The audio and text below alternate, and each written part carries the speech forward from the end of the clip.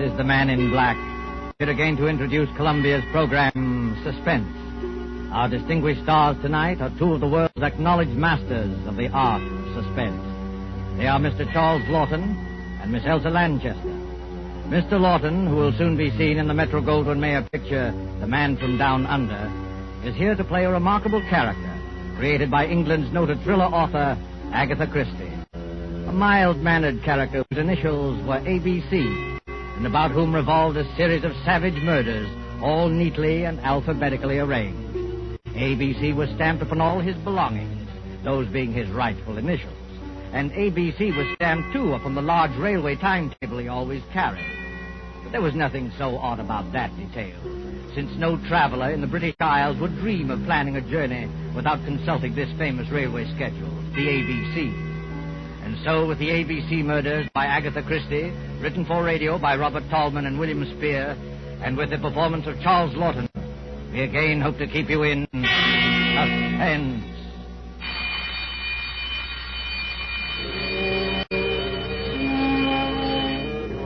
When the time for closing bell rang in the public library, Alexander Bonaparte Cust started, picked up his battered briefcase with the almost faded initials ABC, closed the book he had been reading, and shuffled over to the librarian's desk.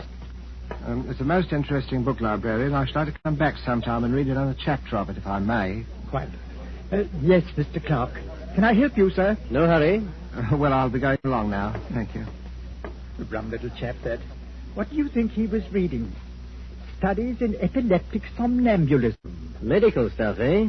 Oh, I say, the little fellow left his briefcase. I'll catch him at the door.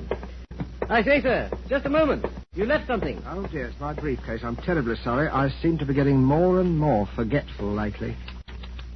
Why, only the other day I left it on the counter in a tobacco shop. Lucky you have those initials. Not many people with the initials ABC sticks in your mind. What do you mean by that, sir? Well, after all, they're the first three letters of the alphabet. Practically the first thing we learn, you know, isn't it? Our ABC. Don't mention those letters to me. They brought bad luck to me in more ways than one. Really? How's that? Well, I used to be a travelling salesman, and I used to carry one of those railway timetables in my pocket, the threepenny kind, in which they list the towns and all the railroads alphabetically. Oh, of course. Printed right on the cover, isn't it? Hey. ABC. Yes, that's right, sir. Well, stockings was my line, sir. I did door-to-door selling. Whenever I finished one town, out would come that timetable, and I'd look up the next stop on my route. I got sick of the sight of that ABC railway guide, I can tell you, sir. It was like a symbol of failure to me. One dingy little town after another, and all listed in that railway guide with ABC printed on the cover. My own initials staring out at me from every newsstand and every dirty little railroad station in the Midlands. Oh, come on. It couldn't have been as bad as all that. Matter of fact, I never noticed it till I began to get the headaches.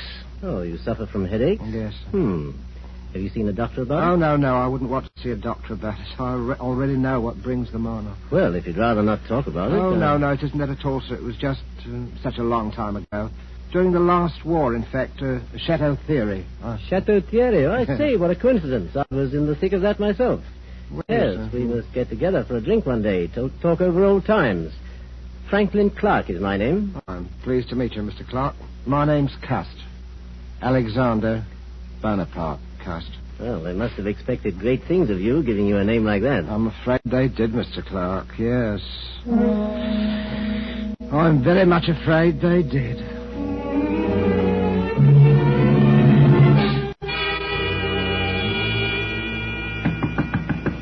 Mr. Cust. Oh, Mr. Cust. Oh, is it? It's me, Mr. Cust.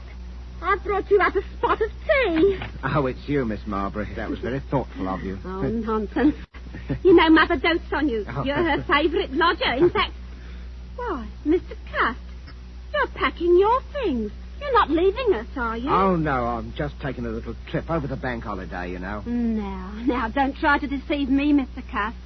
You're embarrassed about owing us, aren't you? No. You needn't be, Mr. Cust. Really, you needn't. Oh, you are a nice girl, Miss Marbury. You really are a nice girl. As a matter of fact, I'm not going just for the bank holiday. I've something rather important, some very important matters to take care of. You know, it's very possible that my mother didn't have me christened Alexander Bonaparte Cust for nothing. Oh. Have you got a position, Mr. Cust? Well... What is it? Well... Oh, come, Mr. Cust. You can tell me, can't you? Well, Miss Lily, I can tell you this much. I shall be travelling quite a lot. In fact, where did I leave that ABC railroad guide? Oh, yes, here it is. First stop, Andover. Andover? That's not very far. No, but I must be getting on if I don't want to miss that train. Now, let me see. Have I got everything? There's my spectacles and my overcoat, my typewriter, my walking stick. Did I ever tell you the history of this walking stick, Miss Marbury? It's a Scottish piece, very old. It's always used as antique. You know, they used to kill people with these back in the days of the old clan wars in Scotland. I wonder how many heads this one has bashed in. Mr. Cass. Oh, please, what a terrible way to talk. Yes, I'm sorry, Miss Marbury. I am a little bit surprised at myself talking like that. It must be my new job. It's gone to my head a bit, that's it. It's gone to me head. Have you got an aspirin by any chance? I've got an all.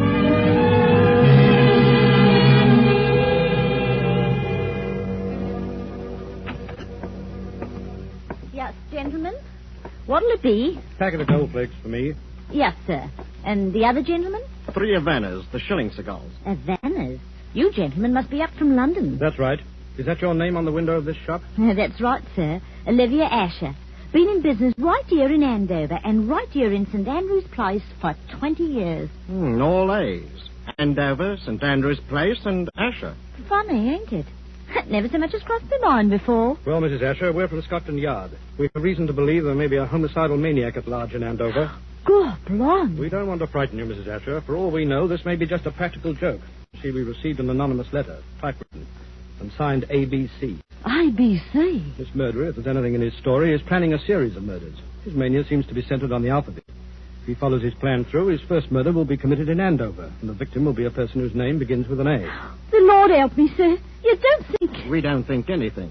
Scotland Yard has taken its precautions. Oh, a woman takes a terrible chance. There's probably nothing to be alarmed about, but it won't hurt to keep a sharp lookout.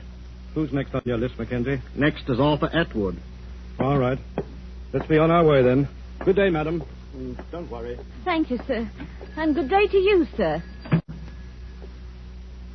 A murdering lunatic in Andover, of all places. Yes, sir. What'll it be for you, sir? These? That'll be 1 and 6, sir. I said that'll be... Oh, no!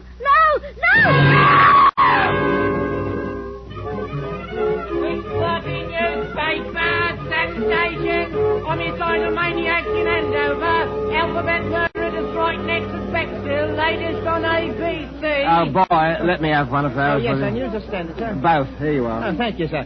6:30 newspaper, sensation... Nasty business, eh, mister? Oh, yes, very, very. You never know with lunatics. They don't always look bomber, you know. Sometimes they look the same as you on me. Eh? Yes, I suppose they do. Oh, it's a fact. Sometimes it's the war I changed them. Never been right since. Yes, I expect you're right. You know, I don't hold with wars. I hope this will be the last. You don't hold with wars, eh? Well, young man, I don't hold with plague and sleeping sickness and famine and cancer, but they happen all the same. And murder happens all the same. They can't prevent them. I'm sorry, sir. I expect you had a rocky time of it in the last one, eh? Yes, my poor head's never been the same since. I get terrible headaches. Oh? Well, I'm sorry about that, sir. Sometimes I hardly know what I'm doing. You don't say. I forget things. You know, for instance, I could have sworn I had an ABC railway guide in my pocket an hour ago. Do you know they found one of them ABC railway guides on the poor tobacconist lady that he murdered? Oh. Him. ABC, whoever he is.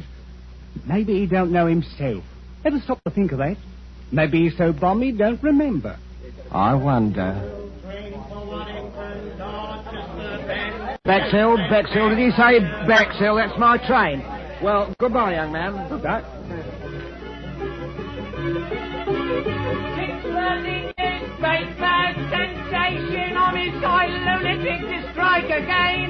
Police tracing typewriter on which murder notes were written. To strike at Bexhill, latest on ABC, alphabet murderer.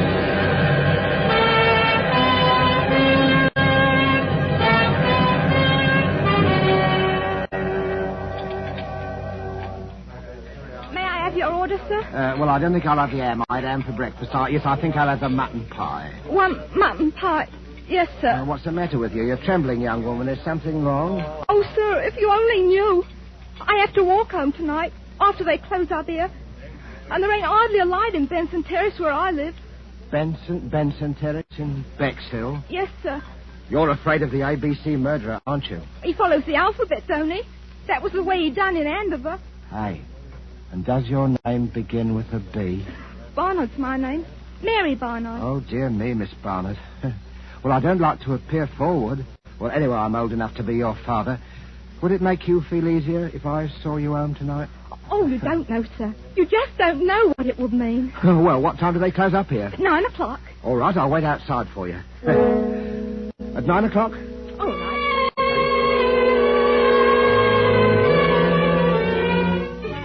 Ladies, waitress brutally murdered in Bexhill.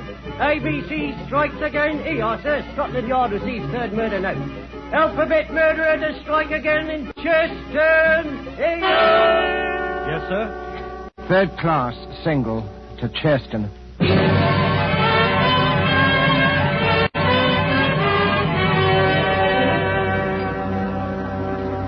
Give me a pint of half and half, please. Yes, sir. There you are, sir. You up from London, sir? Yes, I come directly from London. Ah, salesman? Stockings is my line. Rough going these days, what with rationing, eh? Well. It isn't my old friend Alexander Bonaparte Cuss. I'm sorry, I'm afraid I don't remember. We met in the library, remember? Oh. In London. Yes, had quite a talk. Yeah. Franklin Clark, remember? Yes, of course. You'll forgive me, Mr. Clark. My memory, it seems to be getting worse and worse. But you must have come under better times, Mr. Cuss. New briefcase, I see. Nice, bright, new initials. Well, I got a job shortly after I saw you, Mr. Clark, from Ballinger Limited. Stockings is my old line, you know. But to tell you the truth, I haven't been doing very well. Oh, those headaches again? Yes, the headaches. And the murders. The murders have upset me something terrible. Oh, why, you're shaking like a leaf, man. No. Hey, Jonathan, a brandy for Mr. Cuss. He Thank needs you, it. sir. The trouble with you, Cuss, is you're inclined to be morbid. I remember that book you were reading the day we met, stuff about epilepsy. Well, it might be epilepsy, mightn't it? What? Well, they discharged me from the army before the war ended. See, I had a kind of a fit, you know. And Never had anything like it again, have you? No, I didn't have a fit again, just the headaches. I forget what happens, hours at a time. Do you know, once I was sitting in a station waiting room and a newsboy came by and I bought a paper from him, and it was all about that first murder in Andover. It said the police had got another note, another typewritten note, Mr. Clark, and the murderer was going to strike next in Bexhill. And suddenly I realized I was in Bexhill. And I'd been in Andover the day before when the first murder happened. Well, how did you happen to go from Andover to Bexhill? Well, that's the way I'm supposed to go on my route, selling the stockings. I'm supposed to take the towns alphabetically. Oh, well, then it's not so surprising you should have been in Bexhill after all, is it? Just a coincidence. Well, the waitress in Bexhill there, I walked home with her that night, Mr. Clark, the night she was murdered. Oh, good heavens, Cuss, you don't think you killed Mary Barnard, do you? I don't know, Mr. Clark. It said in that book that people who have had epileptic fits often do things and don't remember them. They even commit crimes. I said good night to her, and after that I don't know what happened. The notes, those typewritten notes. Wouldn't you have remembered if you'd written them? I don't know. Well, now, I know a little something about psychology myself, Cuss. And I'd stake everything I own on the fact that the man who wrote those notes was conscious of what he was doing. Do you really think so, Mr. Clark? Positive of it. Now, pull yourself together, man. Incidentally, my sister-in-law lives here in Cheston. My brother is Lord Cameron Clark, and I happen to know she needs some new stockings. Oh. Pop over there in the morning, will you, and show the old girl your line? Oh. Here's the address. Might cheer you up to make a good sale. Oh, I'm sure it would, Mr. Clark. I'm sure it would. Well, good night, Mr. Clark, and thank you again for all your kindness. Good I'm night. sure, sir. Good night. Oh, wait a minute. You've forgotten something again. Oh, dear me, that's my typewriter. I shall certainly need that. Well, as to type up my report to the Home Office in case I should make that sale tomorrow. Oh, of course. Oh, yes. By the way, Cuss, better watch out. Somebody in Cheston is going to be murdered tomorrow. Aye. Old ABC is up to the letter C, you know, and your name is Cuss. Huh? Oh, I say, good heavens. Mine is Clark.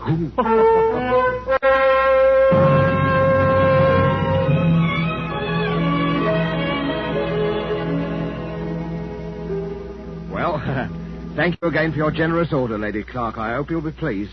This line of woolen lined stockings is one of Ballinger's best buys right now, Lady Clark. My brother-in-law told me that you'd had some unfortunate times lately, Mr. Carr. Yes. But I really did need the stockings, and I should be Hello so again, Cuz. Hello, sir. Stuffing myself with bacon and eggs. Make a sale, old boy? Oh, yes, Mr. Clark. Thank you very much. Good, good. Louise is filthy with money, and her ladyship's legs are in constant need of recovering. Oh, I wouldn't say that. Yes, really. She wanted the stockings.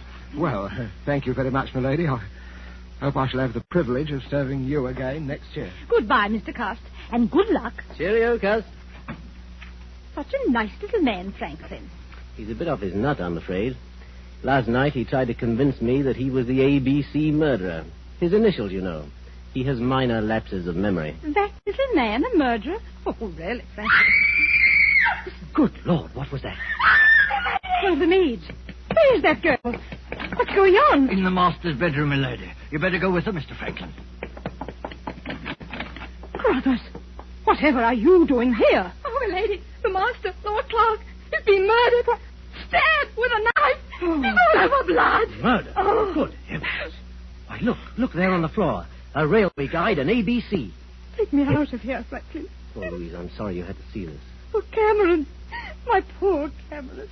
Who never made an enemy in his life. The man who did this was a maniac. And I'm afraid I know who he is. He always carried a walking stick with a heavy carved handle. That's how the other murders were committed, with a heavy stick. But he wasn't carrying his stick today. Must have grabbed a knife up there somewhere to kill Cameron with. But when? Were you with him every minute? Well, I went upstairs to get my checkbook. It took me a little while to find it. That gave Cust his opening. Oh, to think that all that time. Oh, no. No, I'll never forgive myself, No, Franklin. none of it now, Louise. The important thing now is to stop him before he can commit another murder. But what are you going to do, Franklin? I'm going to the police and see if they'll let me help. Let's have a look at this ABC railway guide he left beside poor Cameron. Look here. All checked. See there? Andover, Bexhill, Churston. Each with a checkmark after it. No. Well, where's the next one? See? See London. He's through with ABC, he's gone home, and I'm going after him.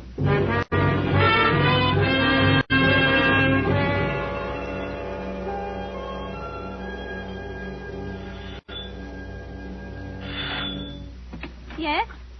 Well, Mr. Cust, come in. Whatever kept you away so long? Miss Lily, I've got to talk to you alone. Oh, well, I'll go up with you. I want to show you the new curtains I put up in your room anyway. Oh, you are a nice girl, Miss Lily, really you are a nice let me girl. carry one of these, Mr. Cust, the typewriter. No, I'll carry my own things, thank you. Oh, Mr. Cust, you're trembling. Oh, dear, you do look a fright. Look, I'm going to straight and get you a hot foot bath. No, not now, please, not now, Miss Lily. There's no time for it. What is it, Mr. Cust? Close the door and lock it. Are you in some trouble, Mr. Cust? I'm in terrible trouble, Miss Lily. I want you to hear the story first from me. You're the only one who has ever been my friend. Oh, I've had a lonely life, Miss Lily. Oh, poor Mr. Cust. Poor Mr. Cust. That's what they always say about me. Poor Mr. Cust. I thought you were Oh, different. don't take on so, Mr. Cust. It was only a manner Oh, of you speaking. don't need to worry. I'm all right now. I never get 2 spells in one day. Spells? Cust, I don't understand. What Well, is it? you heard of the ABC murders. Shocking affairs. But, Mr. Cust, why are Miss you Lily, saying the to... police will be here at any minute. Please let me finish. I don't want you to think harshly of me, Miss Lily. I didn't plan it ahead. My instructions told me where to go. Some people can't help what they do. There are diseases. Epilepsy, for instance. You do things you don't remember. You commit crimes. And I'm like that. Oh, Mr. Cust, I can't believe it. When I was a child, Miss Lily, they used to badger me about my name. My mother worshipped strength. She named me after the strongest people she knew about in history. Alexander and Bonaparte. But nobody ever called me by those names. They called me ABC. ABC. I used to dream I was boiling in a kettle of alphabet soup. I was a terrible disappointment to my mother. Mr. Cust, you're unsettled and You've tired. got to hear me out, Miss Lily. Oh, Now listen to me, you're Miss Lily. asking Mr. I could have been a hero once in the army in the last war. I was happy. I could have made something of myself. Then I started getting the Let me headache. go, Mr. You must hear me out, Miss Lily. I started forgetting things after they discharged me from the army. Shot, they called it. I used to have dreams. I was a great ruler. The destiny of men was in my hands. I had the power over them of life and death. Let me go. Oh, please let me go. First, there was Andover, that tobacconist. I can't even remember what she looked like. Then there was Bexhill. I walked home with a waitress from the station restaurant. She was murdered, too. In Cheston, I sold a dozen pair of stockings to a lady, and while she was upstairs getting her checkbook, her husband was murdered on the floor where I was waiting. And now I've come back here. Maybe the alphabet charm is over. Or is it? This is London. L. Your name is Lily. Are you trying to frighten me, Mr. Cust? I am trying to convince you. You, murderer? I'd as soon believe it as my own mother. What about this? Look at it. Oh, no. Look closely at it. I found it in my briefcase when I came on the train, Miss Lily. This knife murdered a man in Cheston just 3 hours ago. No!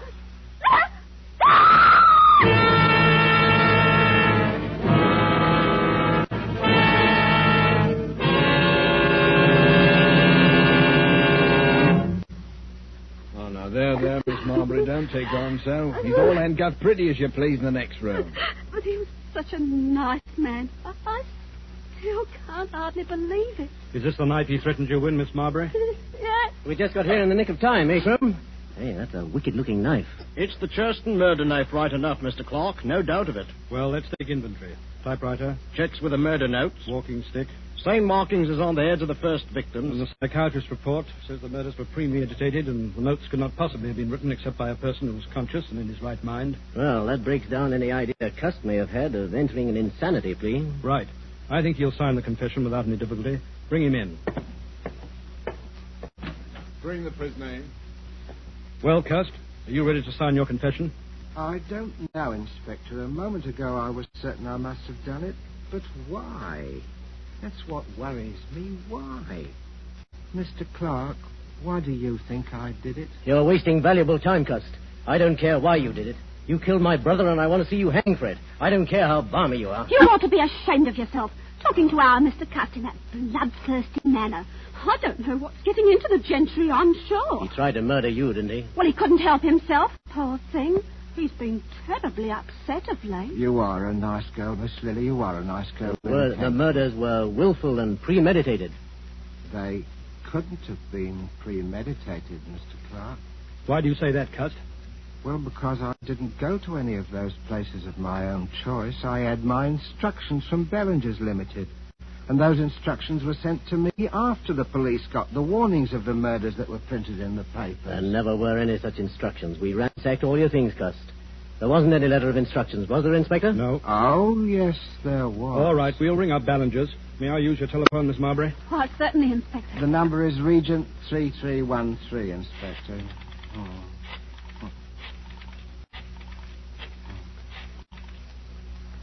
Ballinger's, are you there? Put me on to personnel. Oh, Mac, start packing those exhibits, will you? All right. Crome speaking, Scotland Yard. But what day did you employ a commercial traveller named Alexander Bonaparte Cust? No, Cust. A.B. Cust. Initials A.B.C. Yes? Never employed by you. You're absolutely certain? Did you send a man to Andover or Bexhill last week? Not on your route. Thank you. That's all I wanted to know. Too bad, Cust. I guess this knocks out your last ghost of a chance, doesn't it? No, Mr. Clark. Because, you see, the instructions were in the letter, and that letter is right in this room. Well, let's have a look. Come on, Mackenzie, give me a hand. Let's go through these things again. It won't do you any good to look there, Mr. Clark. I have the letter. Would you like to see it, Mr. Crumb? It's here.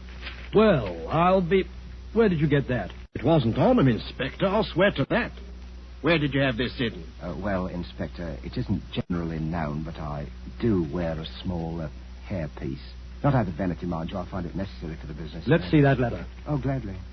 Dear Mr. Cust, enclosed find advance. Typewriter is being posted today. You will... What a lot of nonsense, Inspector. Look at the typeface of that letter. It's obviously written on Cust's typewriter.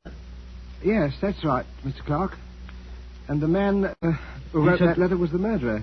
Cool as you like, he sent the typewriter to me and instructions on one of Ballinger's letterheads and the money and everything else. What kind of stunt are you trying to pull here, Cust? No stunt. It's just that when you made that telephone call, Inspector, and Ballinger said I'd never worked for them, I knew that the typewriter must have been sent to me by the murderer. And the more I thought about it, the more it seemed to me that the murderer must be Mr. Clark. What? Why, this is too utterly fantastic, Inspector. Really, the murderer would have to had to know something about me. Something I'd never confided to anyone but to Mr. Clark about my headaches.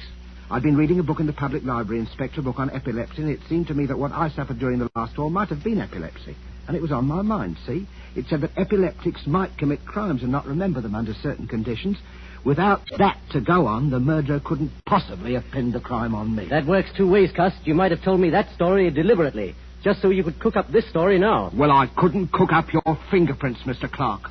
And I'll wager anything your fingerprints are on that letter. Oh, come now, really. Well, that's easily settled. We can do it right here. It'll take a moment. Take a set of Mr. Clark's fingerprints, Mackenzie. You examine the prints in the letter meantime. Right, Inspector. Just press your fingers down firmly on this ink pad, Mr. Clark. What is it, Mr. Clark? It's quite simple, really. Yes, it's so simple it isn't even necessary. I'm afraid this is necessary, Mr. Clark. Only a matter of routine, you know. I tell you it isn't necessary because Cust is right. I am the murderer. You? But wait, then you killed your brother Cameron Clark so that you would inherit the estate? Yes, exactly. But the others, the A and B murders in Andover and Bexhill and... I committed them, all of them. Yes, but... Come now, gentlemen, surely you'll give me credit for thinking this thing through. If only my brother Lord Clark had been murdered, I, being the only heir, would have had a lot of explaining to do. So I invented my own little crime wave to make it appear as though he were just one of the victims of a homicidal maniac. And I must say, it almost came off, thanks to the unknowing cooperation of Mr. Cust here. Thank you just the same, Mr. Cust. You're very welcome. Oh, Mr. Cust, I knew you couldn't be a murderer, not really. Oh, you are a nice girl, Miss Lily. Really, you are a About nice those girl. headaches, Mr. Cust. Why don't you go to an oculist? Those headaches. Maybe you just need a new pair of glasses. I think I'll do that, Miss Lily. Good. Do you really think... Of course, I'll wager that's what's been the trouble with me all along. You know, you need Glasses. someone to take care of you. Oh, I do, Miss Lily. I do, really. If only you... Oh, but no, you couldn't ever think... What, Mr. Cust? Well, I mean, Miss Lily, I was just thinking it would be really too much to ask anyone. Mrs. Alexander Bonaparte Custard. No. But when we're married, please don't wear that toupee. It's very conspicuous. Oh, you are a nice girl, Miss Lily. Really, you are. I do hope people won't call you Mrs. ABC.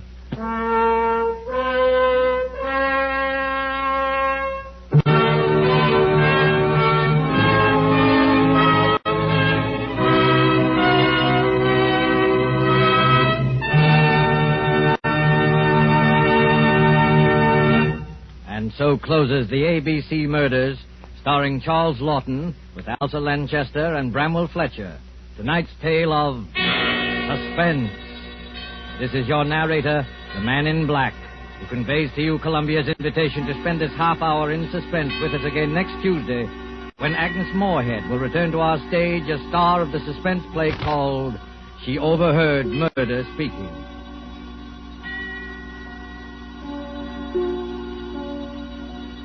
Producer of these broadcasts is William Spear, who with Ted Bliss, the director, Lud Gluskin and Lucian Mahowick, conductor and composer, and Robert Tallman, the radio author, collaborated on tonight's Suspense.